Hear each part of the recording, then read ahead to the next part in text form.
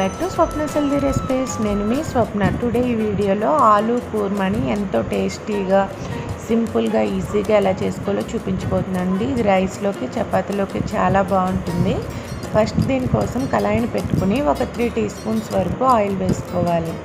Oil heat అయిన తర్వాత 1 spoon ఆవాలు, 1 ఇంచు దాల్చిన చెక్క, 1 బిర్యానీ ఆకు, 2 యాలకులు, 3 లవంగాలు వేసుకుని 1 నిమిషం పాటు బాగా ఫ్రై చేసుకోవాలి.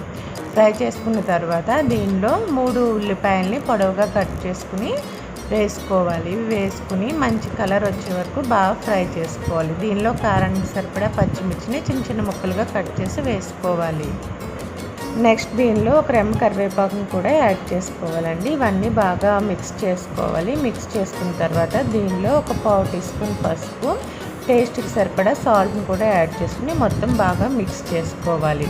ఆనియన్స్ కొంచెం బాగా ఫ్రై అయిన తర్వాత దీనిలో 1 టీ స్పూన్ వరకు హోమ్ మేడ్ మసాలా వేసుకోవాలండి. ఈ మసాలాని నేను ఎండ్ స్క్రీన్లో యాడ్ చేస్తాను, ఐకార్డ్లో కూడా ఉంటుంది, ఒకసారి చెక్ చేయండి. నెక్స్ట్ ఇక్కడ 2 టమాటాలను పేస్ట్ కింద చేసి వేసాను.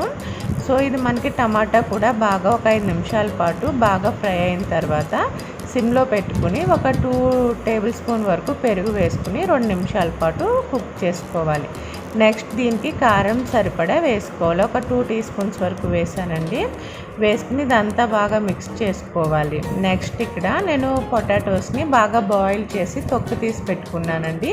ఇలా ముక్కలుగా కట్ చేసుకుని వేసుకుని ఈ మసాలా అంతా పొటాటోస్కి బంగాళదుంపలకి పట్టేటట్టు బాగా మిక్స్ చేసుకోవాలి. ఒక 5 నిమిషాలు ఆయిల్లో ఫ్రై అవనివ్వాలండి. ఆ మసాలా అంతా పడుతుంది బంగాళదుంపలకి. నెక్స్ట్ దీనిలో మీడియం సైజ్ గ్లాస్ వాటర్ వేసుకోవాలి. ఆల్రెడీ బంగాళదుంపలు ఉడికినవే కాబట్టి కొంచెం వాటర్ తక్కువ వేసుకుంటే సరిపోతుంది.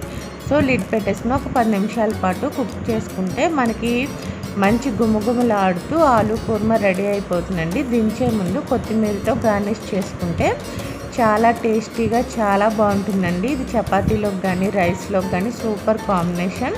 ఒక్కసారి తిన్నారంటే మళ్ళీ మళ్ళీ ఇలాగే చేసుకుని తింటారు, అంత బాగుంటుంది కర్రీ. మీరు కూడా ఒకసారి ట్రై చేయండి.